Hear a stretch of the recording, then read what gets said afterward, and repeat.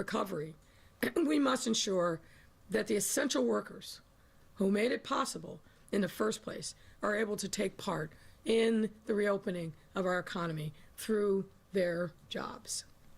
We all know COVID-19 forced government and business leaders alike to make difficult decisions, and you heard me say many times from this podium and others, there were no easy decisions over the last 15 months. Every single one of them meant life and death. Life and death in terms of protecting people from the pandemic, but also life and death in making tough decisions about our economy and shutting businesses down for the protection of all. One of those decisions closed the doors of many of our hotels, which in turn made the decision to cut staff. According to the Illinois Hotel and Lodging Association, more than 50 of our hotels closed during the pandemic, which put more than 20,000 people out of work. That's a large number, folks. Furthermore, at least 62 of our hotels have collectively laid off a total of more than 12,000 Chicago hotel workers since the pandemic began. Given that nearly all of our hotels will reopen by July 1st, and we are still working to root equity and inclusion at the heart of our reopening and recovery strategies, we have to use this moment to uplift our essential workers and let them know that they too deserve the opportunity to return to jobs that they are qualified for. That's why I'm proud to announce that earlier today, the City Council passed the Worker Right Return to Work Ordinance. This ordinance features a number of key provisions and requirements that will create pathways for our hotel workers to get their jobs back and get back on the right track towards financial stability and security. Let me walk you through some of these provisions. First and foremost, its ordinance requires that as guests return and hotels increase staffing, hotels must offer employees their previous positions or other positions for which they were qualified before hiring any new workers. I am told by the hotels that they started that process some weeks ago, but this ensures that it absolutely happens and that the workers who were there have the right to return, and that's an important benefit for the workers in our city. Second, more than one worker is entitled to preference for a position. The hotel will offer the position to the worker with the greatest length of service at the hotel. That's only fair. You work the longest, you work the hardest, you get the first pick. Third, hotels must notify employees of recall opportunities through registered mail and via email or text to ensure that the best possible chance that workers who have relocated or had their phones disconnected are not overlooked. So we're doing a belts and suspenders approach to making sure that workers know that their job is waiting for them. And to help streamline this process, hotels can make simultaneous conditional offers of employment to multiple workers who have been laid off, workers who will then have 5 days to accept or decline. Fourth, hotel workers can seek enforcement of this ordinance through civil action after providing notice to their hotels and allowing 15 days for the hotel to address any alleged violation. What we want to do is make sure that if there's a problem, the hotels are on notice, they're given the opportunity to cure, and if they don't, then the workers have additional protections. And fifth, this ordinance will remain in effect until December 31st, 2023, giving our residents a fair amount of time to return to the positions that they earned before the pandemic ever struck our city. Now, I want to say what I think that this ordinance has done is once again brought the workers and the employer together. That's how we must do things going forward. I really think that Alderman Garza in the Fair Work Week ordinance really set the standard that we have to abide by, which is bringing people together in public, not behind closed doors, and making sure that every side has an opportunity to be heard. That's the right thing, the fair thing to do. I agree with Chairman Garza, and that's the way we will do business here in the city of Chicago, and this ordinance is another testament to that. I want to talk about, though, a little bit more about our hotels. Right now, overall, they're at about 40% occupancy. In normal times, at this moment, they would be at about 90% occupancy. So we're coming back. We weren't at 15% like we were a year ago, but we still have a long way to go. And I also want to say there are hundreds of vacancies at the hotels. So if you had a job at the hotel and you want to come back, make sure that you let your hotel know that the jobs are available. But I want to also particularly put in a plug for junior and mid-level management. These are good paying jobs, jobs that have a career path.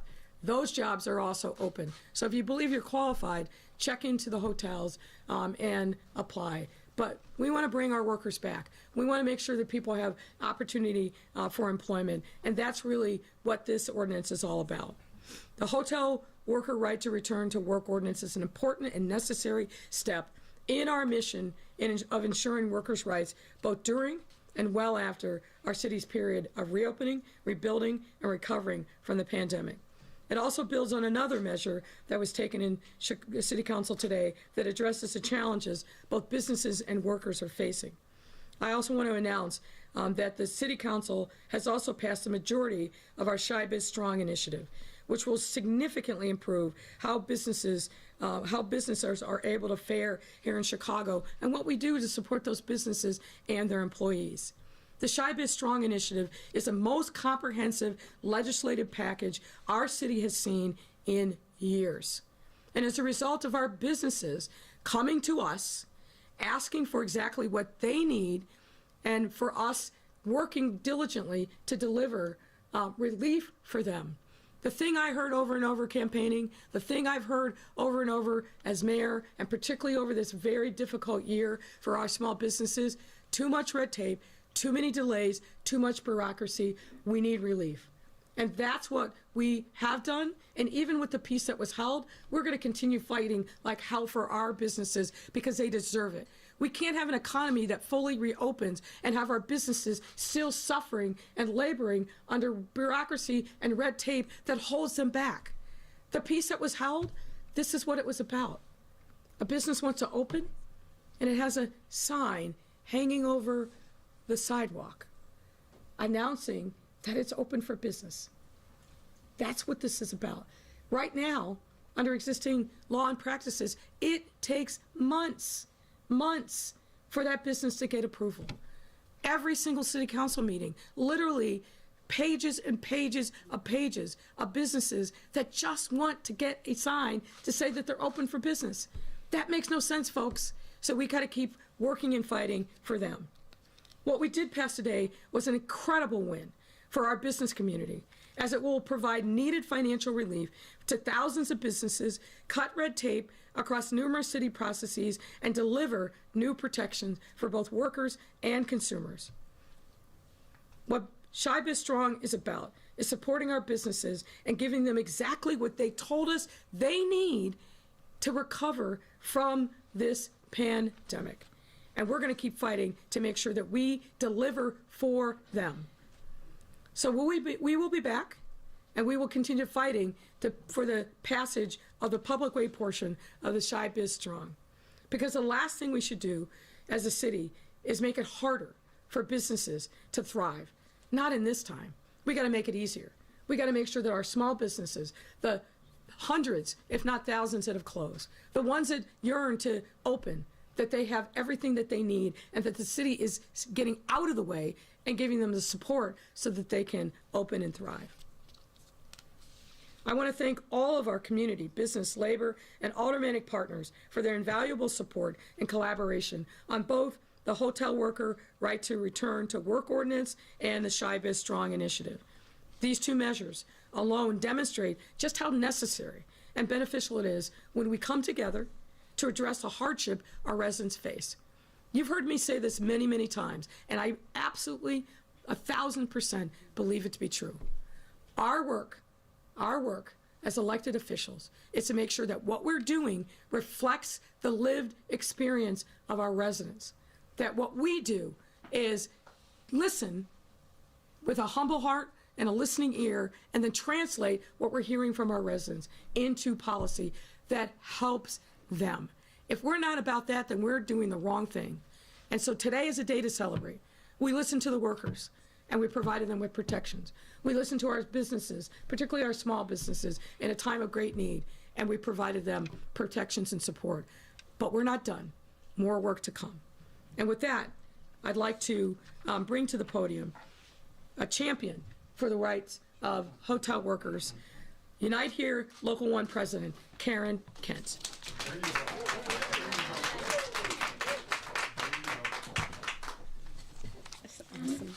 Awesome. This is an awesome day. It really is. Yeah, good evening. I'm Karen Kent. I'm the president of Unite Here, Local 1, the Hospitality Workers Union. Thousands of women, thousands of Chicagoans have dedicated their careers to cleaning hotel rooms, preparing meals, serving coffee, and they've been welcoming guests to our city, making them feel as if they are in their own homes. And today is such a hopeful day for these women. Today, hotel workers who lost their jobs through no fault of their own can take comfort in knowing that when the guests come back to our city, they'll be able to come back to work. And today, many women will breathe a sigh of relief. The weight of the worry that so many women have carried for 15 months has been lifted.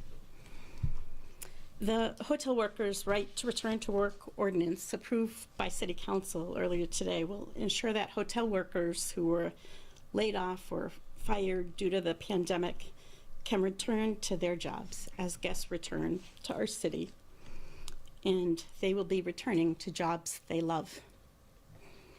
We don't expect the hospitality industry to recover immediately, and the recovery is going to take some time, but Chicago is a city with heart, and on behalf of our members, we are sending love to all of you who love our city and miss our city.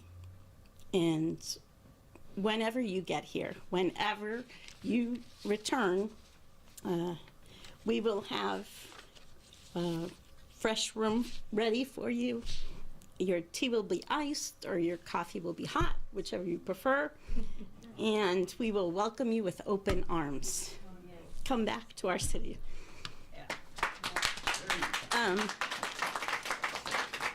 I am so very grateful for the best labor fed in the country, second to none, Chicago Federation of Labor, led by Bob Ryder. No one in our movement does it alone, and our labor movement has lifted our spirits and lent us a hand and never let us down. This year has shown that time and again, and today. So thank you to Labor. Andrea, thank you. There's a special sweetness to being here today. I don't know if I don't know if you thought of this, Mayor, but in March of 2020, 15 months ago, we were here at a press conference. I was here at a press conference with Mayor Lightfoot. And as the city and the world were shutting down under the pandemic, Mayor Lightfoot made it possible for our union to settle the Cambria Hotel strike, which at that time was 18 months long. And so under the growing shadow of the pandemic, there was a small group representing business and government and labor, and we worked swiftly to find a conclusion to that struggle. And George Jordan, president of Oxford Hotels, was representing the hotel's management, Jim Franzik, along with the city's legal team and our union's bargaining team. And we were focused on a greater good. And Mayor, you helped us, you brought that together, in a brief window of opportunity that that Mayor Lightfoot opened for us. In March of 2020, the Cambria strike ended, and shortly after, the Cambria began providing guest rooms for vulnerable Chicagoans in need. For that small group, for our union and for Mayor, that effort was a bright ray of hope in a joyous moment in what was a very dark time. And now 15 months later, we are here together, June of 21, and again, Mayor, we are on the other end of the pandemic as Chicago reopens. And we're here with you at a less dire time, but it's still an urgent time of need. And we are here to say thank you, thank you, thank you for bringing us another much needed ray of hope for hospitality workers. Thank you. Although none of us planned it this way, the passage of this ordinance today and being here feels like kismet. You know, it's meant to be that we're sort of at the,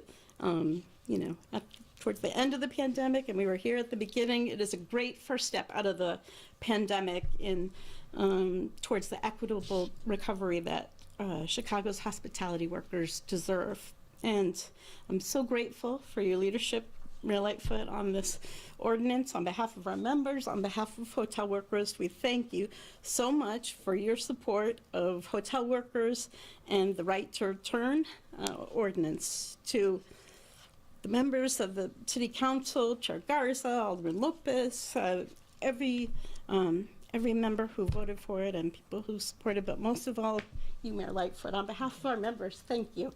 Sí se pudo.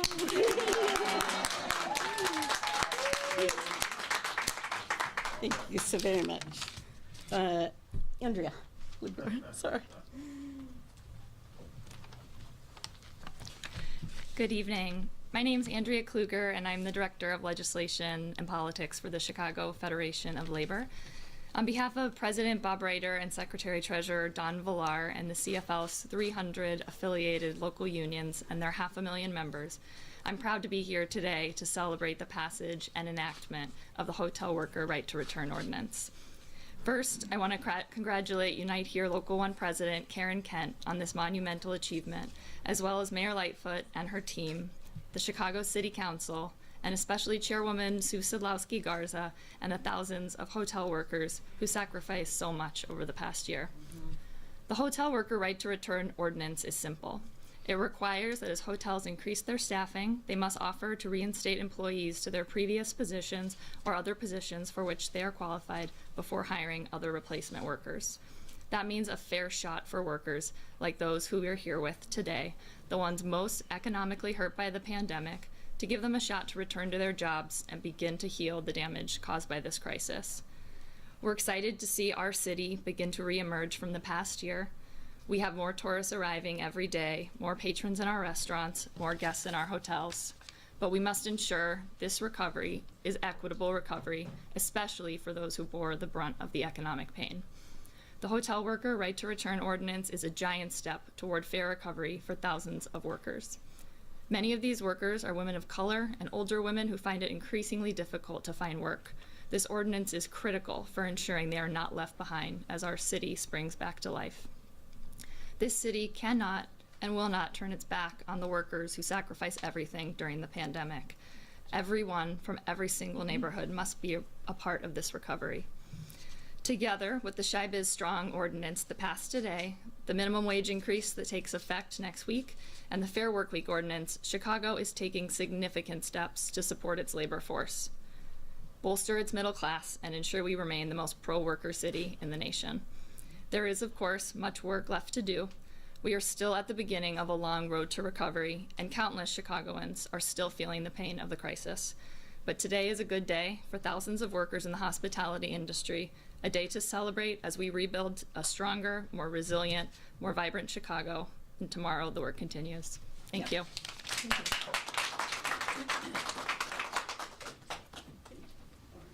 And now I'd like to welcome Erica Hernandez.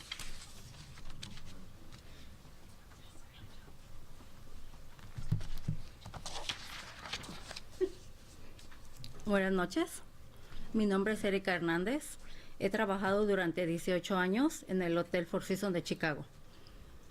Empecé como lavaplatos, luego me convertí en cocinera, preparando y sirviendo comida para los empleados del hotel. Amaba a mis compañeros de trabajo y a mi trabajo. Nos sentíamos como una familia. Al principio de 2020 compré mi primera casa en Humboldt Park. Me sentí orgullosa y emocionada de haber logrado este sueño. Haces planes, crees que tienes algo de estabilidad. Nunca imaginé que me despedirían de mi trabajo. Me ha preocupado mucho cómo voy a pagar la hipoteca. Siento el peso del estrés todos los días. Mi trabajo en el hotel es todo lo que conozco desde hace casi 2 décadas.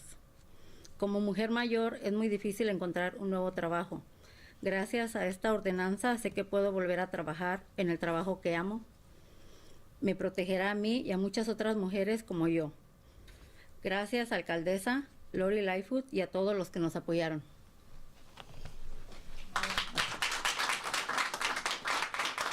Going to translate. My name is Erica Hernandez. I've worked for 18 years at the Four Seasons Hotel. I started as a dishwasher, then became a cook, preparing and serving food for the employees of the hotel. I loved my coworkers and my job. We were a family. In early 2020, I bought my first home in Humboldt Park. I felt so proud and excited to have achieved this dream. You make plans and you think you have stability, but I never imagined I would be fired from my job. I have been so worried about how I will pay my mortgage, and I felt the weight of this stress every day. My job at the hotel is all I've known for 2 decades. As an older woman, it is very difficult to find a new job. Thanks to this ordinance, I know I can go back to work at the job I love. It will protect me and many other women like me. Thank you, Mayor Lightfoot, and everyone who supported us.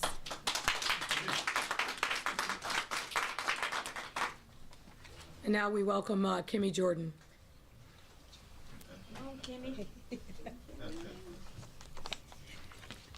Hello.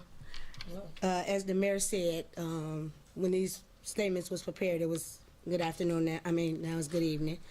My name is Kimmy Jordan. I have worked at the housekeeping department at the downtown Chicago hotel for 16 years. I am a Chicagoan, born and raised. I live in the back of the yards neighborhood. I've seen a lot in my years, but I've never could imagine living through a pandemic like thousands of other Chicago hotel workers. I've been out of work for many months. The uncertainty and the stress of the pandemic has taken its toll. But today I am filled with hope. It feels wonderful to know that when my hotel reopens, I will go back to the job that I love.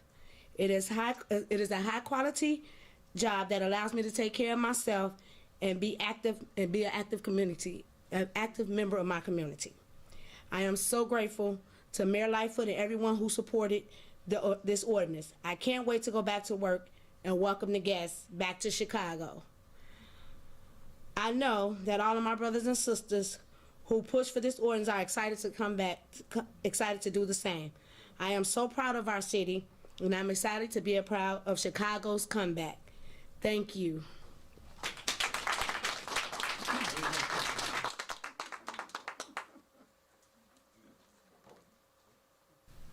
Let's go.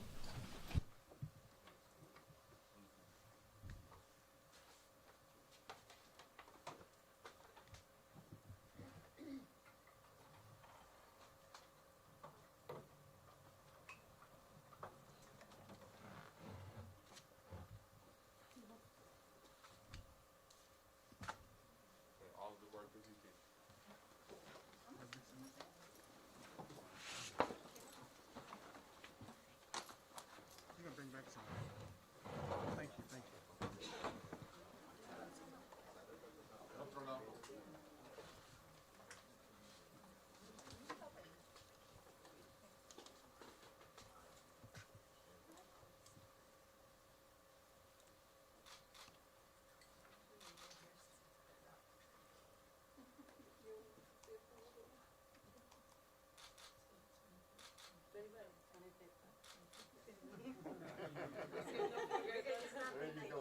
I feel like we should sing Let's Do the Time.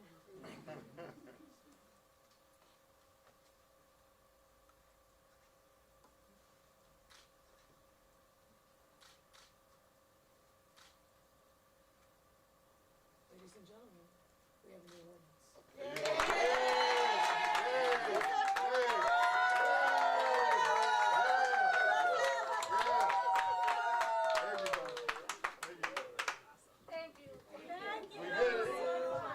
We did it.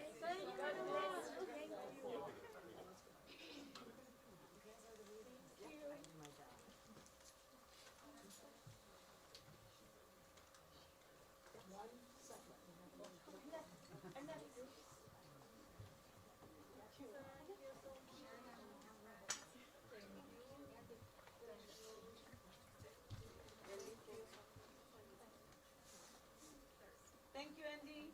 Thank you. Thank you. Thank you, Ms. Lightfoot. Thank you. I'm so happy. Thank you.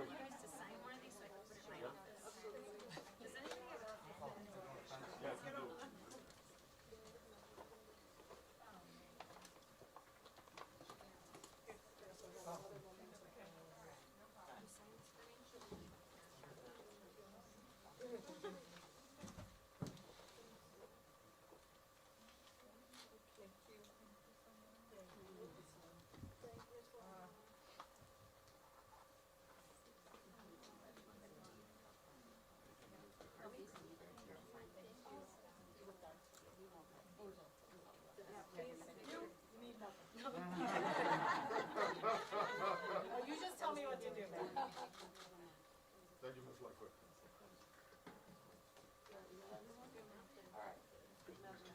You guys sign that for me? I'd like to put that in my office.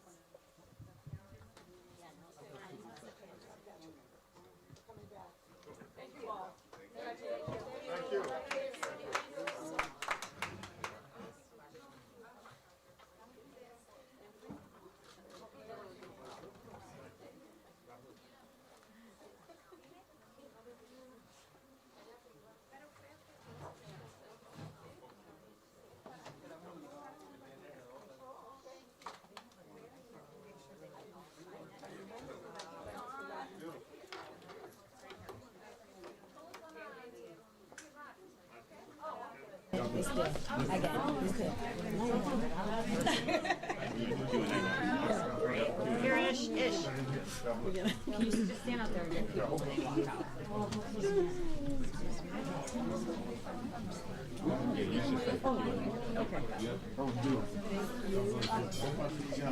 All right, everyone, we're going to begin Q&A shortly. Not yet.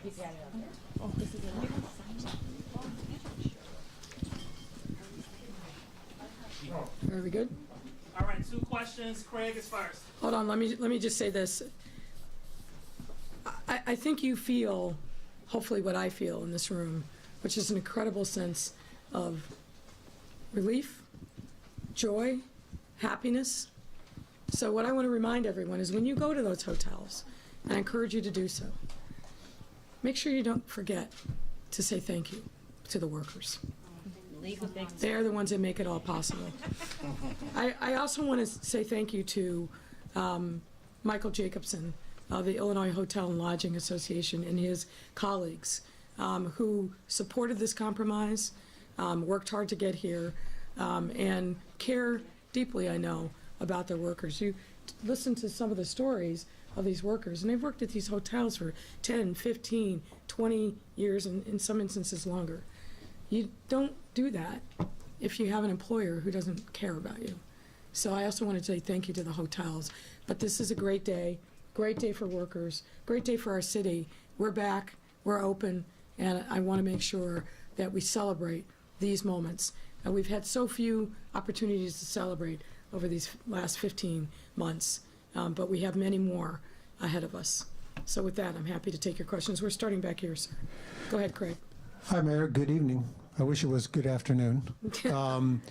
What was it that convinced you to drop your opposition to renaming of Lakeshore Drive and go along with this compromise that we approved today? I was a part of making sure that the compromise happened. Compromise is a part of the democracy, and I'm glad that we were able to get it done. But I will also say I agree with Alderman Riley on this point. This has been covered like the trial of the century. During this time that the council has spent on that issue of naming a road and signs, not one baby was fed, not one worker got a job. We have important priorities in this city, particularly as we come out of this pandemic. And I hope that we can get back to making sure that we're doing the business that our residents elected us to do and to take on the tough challenges and the priorities. I'm glad that we've moved beyond this moment, but I think it's a point of reflection for us to think about what's actually important. What do our residents want? What are their pain points? What should we be focused on to make sure that we're making their lives that much better? We saw it playing out over Celia Mesa's being made commissioner, some rift between the Latino alderman and the black alderman. Are you concerned that this could be a real dividing point? Because there seemed to be some real acrimony in there with Jeanette Taylor and Alderman Cardenas. And You know, that's not what I saw. Obviously, there are strong feelings about the situation with Anjanette Young. I think we all remember and probably are never going to forget that video, which is horrific to watch, and her grief and her anguish and her trauma. But as I said in my remarks about Corporation Counsel Mesa's confirmation, lawyers are there to call balls and strikes. They're there to give advice to clients, their best judgment based upon the facts and the law. And that may not suit some people. They may not agree with the politics, but that's not what lawyers are about. Having been a practicing attorney myself for 30 plus years, having a range of clients in difficult situations, ones that are very emotionally wrought, you gotta play it straight and deliver balls and strikes and the best advice. The clients then has to make the determination on a range of different factors. But if a lawyer is cutting corners and not playing it straight and worrying about the politics of something and not what the facts and the law demand, then all is lost. As lawyers, we are officers of the court. We have a higher calling, if you will, and responsibility and ethical standards that we have to meet. And I'm 1,000% confident, having known her for 25 plus years, that that's exactly who Celia Mesa is. She is the embodiment of integrity. And I am honored that she's agreed to step up and serve. But I didn't understand the circumstances that rose up on Wednesday and then permeated a little bit today as a black and brown conflict. I don't share your interpretation of that. just follow up. Jeanette Taylor wants an apology from you over what happened on Wednesday. Have you talked to her? Will you apologize to her? Jeanette Taylor and I talk all the time. And I will just say what disappoints me about what happened was I saw her twice over the weekend, had substantive comments with her, and this was after Ms. Young and her attorney's press conference, and the issue was never raised. And she contacts me on a range of issues. Obviously, this is something that she could have contacted me about. But let me just say this again. We're not going to litigate that case in the press. It's not appropriate ever, and it's not appropriate in this instance. But let me just say, as I think Mara Georges said well today, you can't settle a case with somebody who doesn't want to settle. And we went to a mediation paid for by the city in good faith, and her attorney walked away. So when the other side walks away, particularly at the beginning of the litigation, what are you to do? You have to carry on. I'm confident that at some point this case will be resolved, and we owe it to Ms. Young, we owe it to our taxpayers, we owe it to the city to get this matter resolved. It's not a case that should linger on for years and years. But when the lawyer walks away, there's nothing much to do. Now, I know he said he denies that, but there's a record, and the record will speak for itself. He walked away. Aaron. Hi, Mayor. Happy Pride. I was wondering if you could comment at all. I've heard from businesses in Hyde Park who are telling me that the midnight end of liquor sales is going to hurt their bottom line. I spoke to Alderman King, who said that perhaps the BACP could approach this on an individual basis with particular businesses ending liquor sales at earlier or later times in the city. Is there any other room for legislation on this in the city of Chicago at this point? We had extensive conversations about that very issue.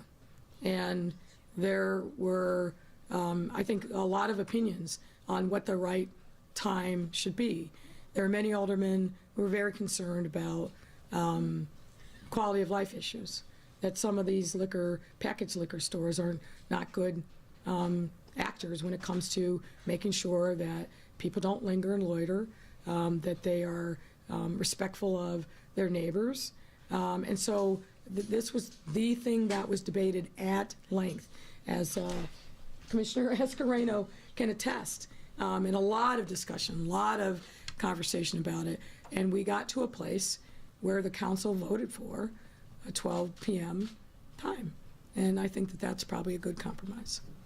And I'm sorry to beat a dead horse, but do you have any plans to meet with Alderman Taylor subsequent to the incident that's happened Wednesday? You said you haven't spoken to her since, and do you have any comment So about you what are happened beating a on dead it? horse. I said I apologized for it. But in with respect to your question, I am open to talking with any member of the body. Thank you. Mayor Lightfoot, what I Can you think, introduce yourself, sir? Yes. I don't think I'm familiar with you. William Kelly, I'm with Newsmax. What I think everybody knows, but you didn't mention, I don't think any of your speakers here today mentioned it, is the reason why the hotels are empty, the reason why the storefronts are closed, is because of fear of violent crime. No, There was, well, sir, if I may ask my question, Go- it's you a ask simple your question, question. I will respond. There's a woman, a pregnant woman was shot at a hotel across the street from here last week at 4 in the afternoon. You know, of course, we have this horrific Juneteenth, 50-some shootings. A young Hispanic couple pulled from their car and shot execution style. This video has gone viral. I don't think we've had any arrests in this case yet. A tourist came to Chicago and was stabbed in the back and murdered on Juneteenth here in the city of Chicago. Our police chief referred to the location of the stabbing as a homeless camp. Last time, I was born and raised in Chicago. I always considered it to be the financial district of Chicago, not a homeless camp. Do you have a question, sir? Yeah, so my question is, do you feel personally responsible for the your rhetoric, your heated rhetoric is responsible for this off-the-charts violent crime in the city of Chicago? So, No, that's, you asked Well- several questions. Oh, no, I have a follow-up. No, I only asked one question. okay, so, White reporter in the house. so you know what? That's not appropriate, sir. If you look turn my around you, mic off. if you look around you, sir, you're surrounded Okay. by white reporters. So I really ask you Okay. to Do you hold feel on, sir. responsible? Let me answer the question that you've already asked. So I don't know where you're from. I know what magazine you're from, and I know what your conservative viewpoints are. But on almost every question that you ask, you had the facts wrong. So here's what I will say in answer to about the 15 questions that you just asked. No one thinks that a single act of violence is ever acceptable, least of all me. The hotels are where they are here in Chicago, as they are across the country because of economic shutdown related to COVID-19. So that the premise of your very first question is fundamentally flawed and wrong. And you can have your opinion on it, but I got the facts.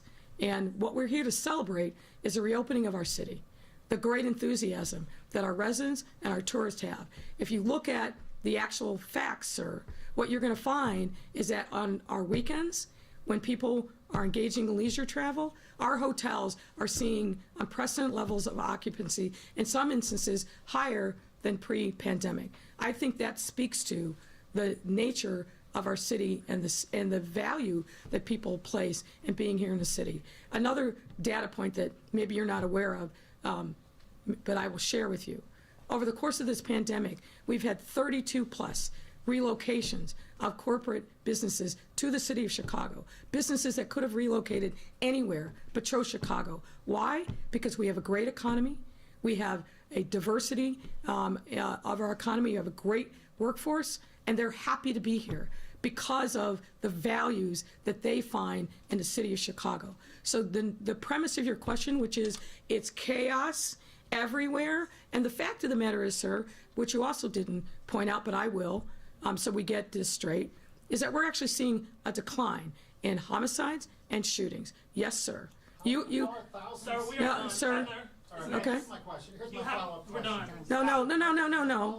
Let him ask his follow-up question so he doesn't claim that somehow we're being biased and slighting the guy from Newsmax. Please, sir, it's 6:30 going on 7. Ask your follow-up question.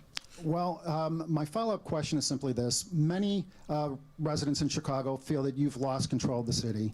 Now it appears as though you've lost control of the Chicago City Council.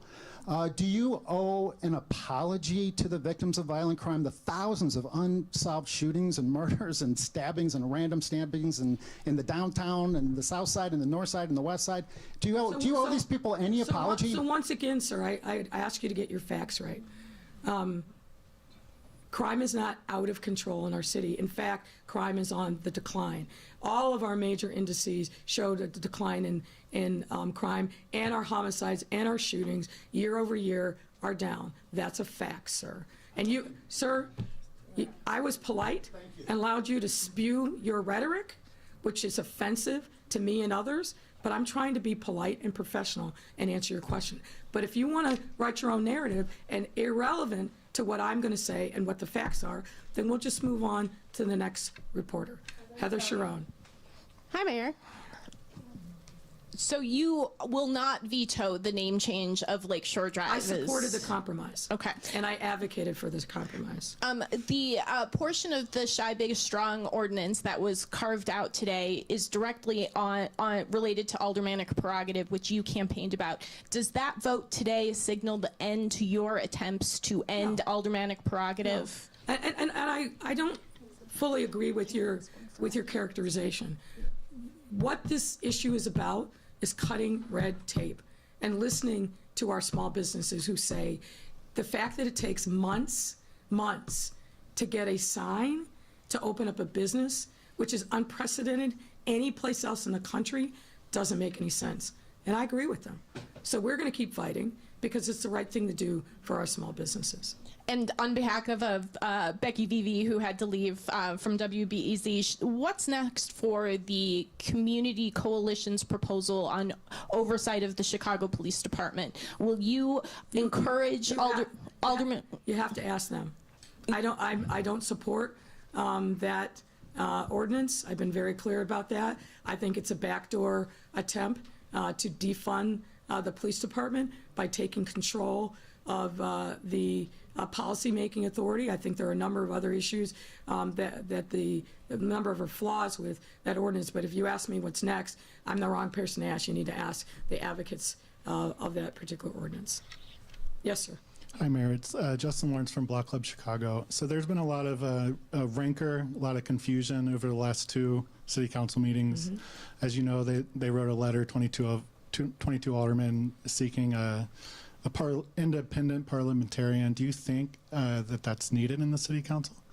Look, here's what I'll say. In April of 2019, before I was sworn in, and when I was meeting many of the aldermen for the first time, I said then, and I agree now, they need to have their own lawyer. And I actually thought they had done that. So I think they need to have their own lawyer. The Corporation Council is the corporation's council, the corporate entity who looks out for the taxpayers and the residents of the city. The Corporation Council is not the personal lawyer for any individual member of the city council or the body as a whole. I believe the aldermen also believe that's separate, though, from the meetings themselves, that there needs to be... I'm sorry? That there needs to be a parliamentarian during the actual meetings, someone separate from, not what they're calling for an independent council, but someone separate to kind of... The parliamentarian under the rules is the Corporation Council or her designee. And that designee for the last 25 plus years has been the same person. So if they want to change that, there's a process by which rules get changed, ordinances get filed. Hi, Mayor. Erin Hegarty with the Daily Line. First time in person here. A group of aldermen today introduced a proposal for how they want to see the city spend American Rescue Plan dollars and now or as soon as possible, I guess. Why do you think it should wait, those disbursements should wait until the fall budget season? Well, here's the reason why. We had actually a lot of debate about that. There's a couple of reasons. Number one, I think we have to fully understand really the pain points of our residents on a range of different issues. This is kind of a once-in-a-lifetime opportunity for us to get our fiscal house in order, which is critically important, but also make sure that we're meeting the needs of our residents. You can't do that by being in a back room and only talking to yourself.